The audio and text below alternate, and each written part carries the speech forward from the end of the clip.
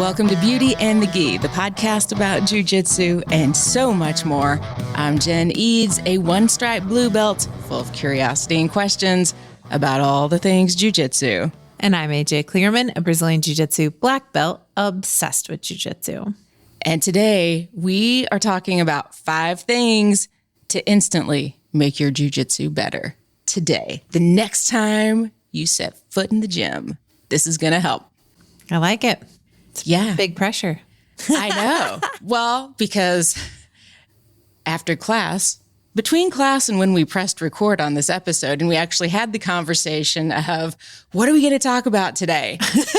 Because, you know, we come prepared. Right. I was like, what are 5 things I could do better tomorrow when I show up? I like and it. you magically came up with 5 them things. Yeah. as the coach that you are. I basically was like, give me a subject and a number and all. Yeah. I like how this content creation works. This is why we are a team. That is correct. That is correct. I can press buttons and you can think of things to say. Yes. So let's get started. What is number 1 on your list? So I think a little bit we start before you get to jiu-jitsu. Okay. And I think that starts with eating right for your body. Mm-hmm. So like some people can eat anything and train hard and feel fine. Great for you. Suck that that's not me, but I'm so jealous. But you know, like great for you. But I think just in general, like if it means you might have like low blood sugar or something like that, making sure you do eat something before you come train so that your blood sugar doesn't bottom out. Mm-hmm. Or, you know, like me, I know I can't eat like Thai food before I come train because it just sits so heavy and I feel, you know, like, or I don't really want to eat greasy food before I come train. And I'm not saying I don't eat those things. Yeah. But that might be like an after training food, or it might be, you know, like a non-training day food or something. Mm-hmm. But eating right for your body. So making sure that you are eating, yes, and that it is something that won't upset your stomach or make you feel lethargic when you're training. Yeah, I could actually be better about that. Yeah. So you train a lot in the mornings. Do you tend to eat it all before you come in? I'll eat like a granola bar or something, mainly just so I don't get hangry and act like a troll. Well, I appreciate that. That's, but yeah, like, you know, maybe a little extra protein or something would be good. Yeah. All right. I'm going to add that to my morning routine. Yes. Maybe a protein smoothie or something. Ooh, I like that. Yeah. Okay. I'll try that and let you know how it goes. Okay. Sounds good. What's number 2 on the list? Again, starting before you even get to training, it's be hydrated. I do that. I drink a lot of water. That's good. And honestly, like I don't just think about the water I had that day. I think about the water I had the day before. Mm-hmm. You know, like if I'm doing something, I want to make sure like I get in enough water today for tomorrow, because you know, that's kind of how getting dehydrated works. Like, you have to like really prepare ahead of time. Make sure you're drinking enough water every day, not just on training days. And, you know, like maybe supplementing something like LMNT. So we love LMNT. They gave us swag for Role Model Camp, which was like 6 different kinds of their stay salty things, or like a liquid IV, something like that to add to your water. Don't drink a lot of those. 1 a day is great. If you drink too much, you can get kidney stones. Oh, wow. Yeah, because it's too much salt, right? So, you know, you don't want to drink it in every bottle of water, but in a bottle of water every day really helps you with any lack of hydration. Add that to the list too.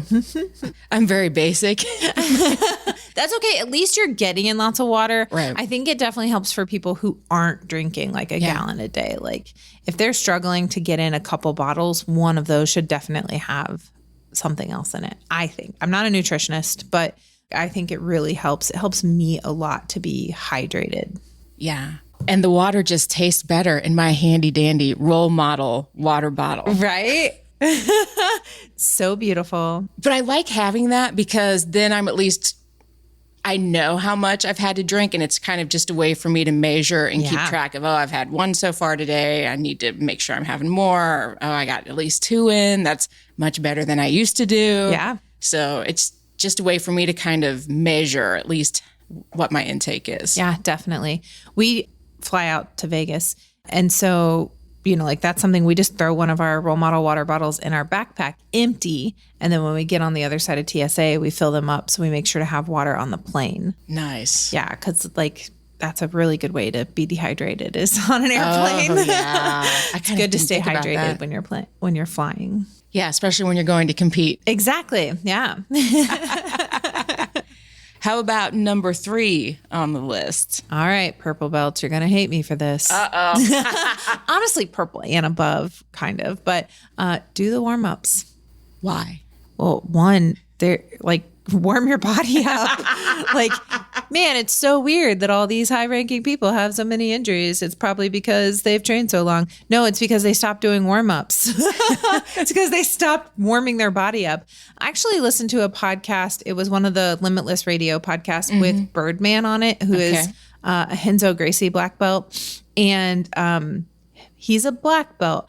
And he will tell you, no matter where he goes, if he takes, like is doing a class with somebody else, he's doing the warm-ups. And he said he's had people tell him, like, you don't have to do this. And he's like, of course I do. And he's 55. Yeah. So he's still down there doing the shrimps and whatever else the warm-ups are. And I just think that's a really good lesson for everyone. Do the warm-ups. Mm-hmm. There's a reason that you're doing them. Do them. I can tell you at 50, I will always do the warm-ups. Yeah.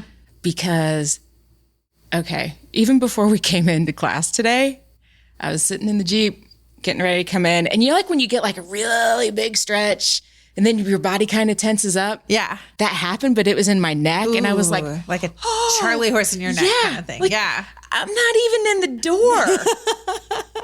And my body is not cooperating. So I will always do warm-ups. Yes. Yeah. It's very good for you. Like, it just gets your body moving a little bit. Gets you stretched out a little. Like, I think it gets me out of my head too. It kind of helps me make that transition from whatever's happening outside of jiu-jitsu into jiu-jitsu mode. It gets me into jiu-jitsu mode and gets my head there as well as my body. Yeah, that's very smart. I need kind of that switch. Yeah, absolutely. Okay. What's coming up for number 4? Number 4, take notes. How did I know you were going to say that? I'm a big advocate for note taking. I still take notes on every single class. So I'm teaching them. So I'm not writing down the moves as, you would as a student, but I'm writing down everything I teach. I'm writing down who's in class. I'm taking notes when I watch you guys roll so that, if somebody comes up and says, hey, what can I work on? I'm like, actually, I was watching you last night. And here are 79 things that you can do better. No. But, just take notes. Like, it's going to help so much. Just honestly, the act of writing it down is going to help you. Mm-hmm. And then being able to go back. There are multiple times that, like Rissa and I will be talking and we're like, what did Christina Barlon teach us at that first time she taught at Girls Gone Gi? And they were like, okay, what belts were we? Because that's how we find which notebook it was. And we find that notebook and we get it out and we go through the things that she taught at that seminar. Or, like if we have a question about something that we want to teach for a class or something, like we've got it written down somewhere. So I highly recommend you take notes. I also recommend it from a coach's standpoint in that if you're writing notes, you're probably less likely to be talking on the line, which I don't know if that's a problem at every school, but kind of is a problem sometimes at mine. But yeah, if you're writing notes, you're probably less likely to be talking to the person next to you, which also means that the people around you are able to pay attention better. So really that's making all of us better. And then, like someday, even as a white or a blue belt, someday you may be teaching a class. So having those notes to go back and look at and just, like you could be like, okay, I'm teaching class tonight. I'm going to recreate this whole class I did in 2017 or whatever. Yeah. So I think it can be really helpful for you now, for your teammates, and for future you. How do you organize your notes? Because especially when you've been teaching and training and all of the things, as long as you have, I would imagine there are just gazillions of notebooks everywhere. There really are. There are. And I don't know, I'm sure that lots of people have much better ways of organizing it. Like I said, one thing I do is I change my notebook with every belt. So that helps me. And those notebooks, most of them were the belt color. So that Smart. helps me to easily be like, okay, this is my blue notebook from my blue belt. Gotta get a new notebook. Right? So that's helpful. So I only write on the right side of my notebook for notes from class. The left side or notes from a seminar, because I'll still take full notes if I'm participating in class or seminar. And then the left side, I have more for kind of big ideas or, like notes to like, I have been missing this detail. And I'm going to write that in the left side. Because for me, like those are like the highlighted sections a little bit. So those are the things that like I tend to go back and read more than just my step-by-step notes. And then at the top, I'm typically writing like the overall theme. So like in the notebook I have now for teaching, I'm writing, okay, the theme this week is passing, or the theme this week is escaping and getting to a sub, like something like that, so that I can quickly go, okay, when did we work on that type of thing? There's no real more organization for me. I have seen some beautiful notebooks where like every time they learn something from side control, they go to the side control section and they write it all out in that. Like having like a tabbed notebook. I love that as an idea, just not how I feel like I need to color code them because my notebook is just, there's notes in it, but they're kind of a hot, unorganized mess. You could easily take a highlighter and like everything yellow is side control, everything pink is mount, or, like whatever. Just to kind of be able to quickly go through and, like, when did we do this? What did we do for mount? How do we escape or how do we sub? Or, maybe that's your two colors. Maybe it's like, escaping position or submission. And the other one is, attacking or maintaining or something like that. So. Okay, if you're listening to this podcast, I'm super curious about how you are organizing your notebook. So are you color coding it? Are you doing it by date? Take a picture of it or message us, send us a DM on Instagram and let us know how you organize your notebook. But we'd really love to see it if you want to share a picture and then tag us. Definitely. Because I need some ideas. Yes. I wonder if there's like a Pinterest page for Jiu Jitsu notebooks. There might be. Yeah. I don't even know if I want to go down that rabbit hole. Yeah. Get me on Pinterest. I'm it's all bad over the news. place. I've been wanting to design a Jiu Jitsu notebook. So if there's, different ways that people like to organize it, that would help us design one. So that would be really cool. Yeah. All right. Okay. We are all the way to number 5. You like the drum roll? I do. I like it a lot. Yeah. Sound effects. So musical. Sound effects. All right. What is number 5? Number 5 is roll with intention. And that has a lot of different aspects to it.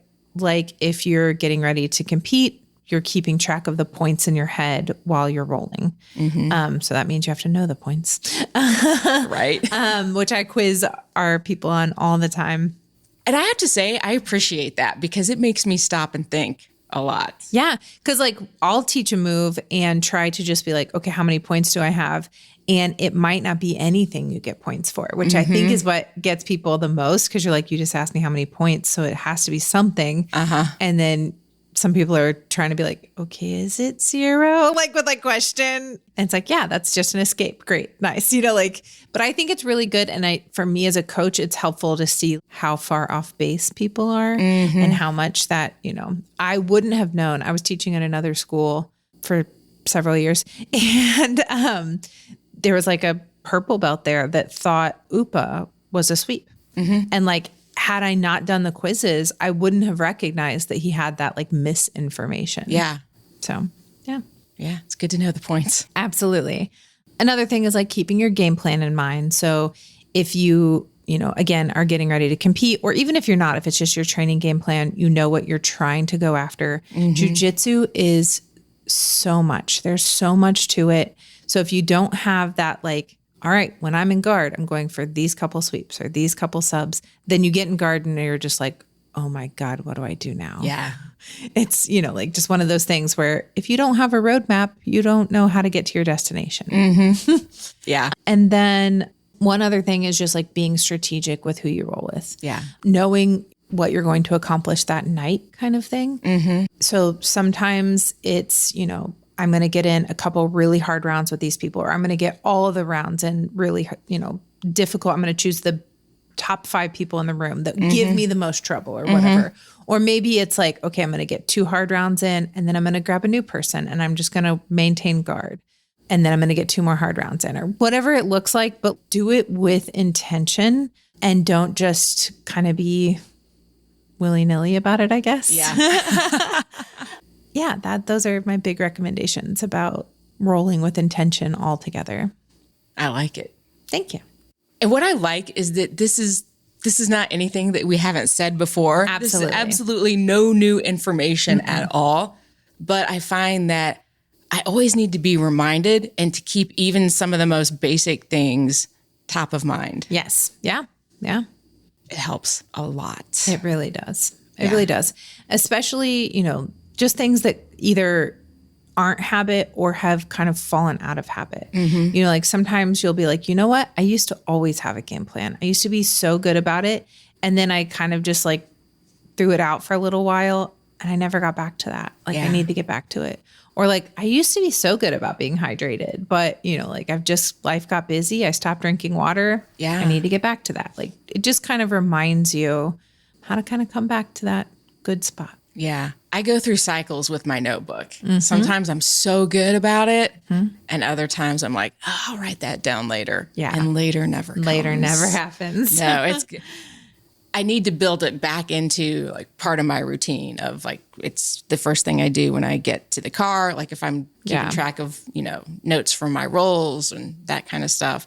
And then sometimes if I've forgotten to write things down, but I'm like, oh, I got to remember that. I will pull out my phone and just record it in like the notes app. Yeah. So that I don't forget. Yeah, definitely. That's good. One of my favorite like aphorisms is something that can be done at any time is often done at no time. So it's kind of one of those things where you're like, I'll just write it later. You're never going to do it. Right.